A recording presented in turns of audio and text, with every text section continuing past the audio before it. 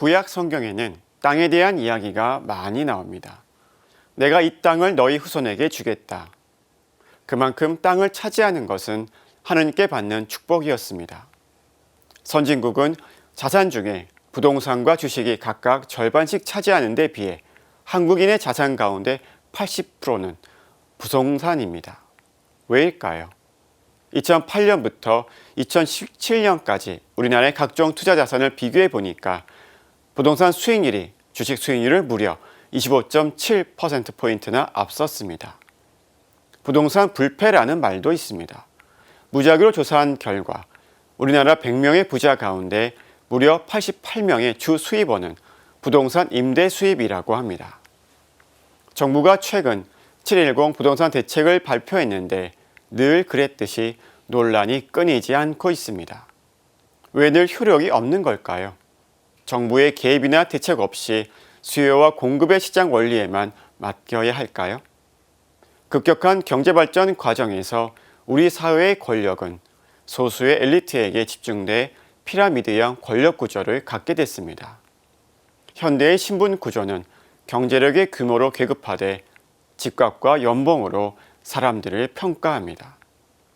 예전에는 부모나 당사자의 직업을 통해 사회 경제적 지위를 말해주곤 했지만 지금은 어디에 사는지가 그 자리를 대신하고 있고 이들은 학연, 지연, 혈연, 혼맥 등을 통해 그들만의 공고한 성을 쌓았습니다. 누구나 스카이 대학에 가고 누구나 서울에서 살고 싶어 합니다. 입법, 사법, 행정부 고위공직자의 절반 정도가 스카이 출신이란 통계도 있습니다. 어렵게 잡은 기득권을 유지하기 위해 진입장벽을 높이면서 다른 계층이 사회의 중심으로 진출할 기회는 점점 줄어들고 있습니다. 우리나라의 GDP 순위는 세계 12위지만 여전히 소득 불평등이 심각한 불평등 국가로 분류되고 있습니다. 2018년 9월 말 기준으로 전국의 미분양 주택 6만 500여 가구 가운데 87%가 지방에 몰려 있지만 모두가 비좁은 서울로 오고 싶어 합니다. 그럴수록 더 올라가고 싶은 욕망과 떨어질지도 모른다라는 두려움은 커질 수밖에 없습니다. 욕망과 두려움이 뒤섞여 좁은 사다리로 올라가려는 치열한 경쟁이 미친 교육과 미친 집값의 가장 큰 원인이라고 생각됩니다. 2021년 내년은 세계 유네스코가 정한 성 김대건 안드레아 신부 탄생 200주년 기념의 해입니다.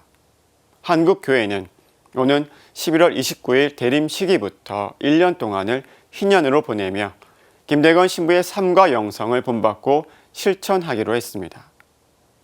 희년의 기원은 구약시대 모세의 법에 따라 50년마다 한 번씩 희년의 해가 돌아오면 나팔을 불어 축제의 시작을 알렸고 사람들은 모든 부채를 탕감해주고 노예는 자유인이 되도록 했습니다. 그래서 포기하기 어려웠을 겁니다.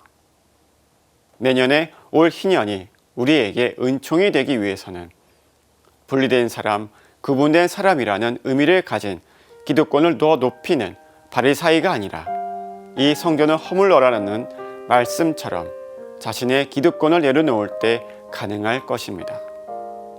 보라, 하느님의 나라는 너희 가운데에 있다. 오늘 사제의 눈은 부동산은 기득권과 친해요 였습니다. 평화를 빕니다.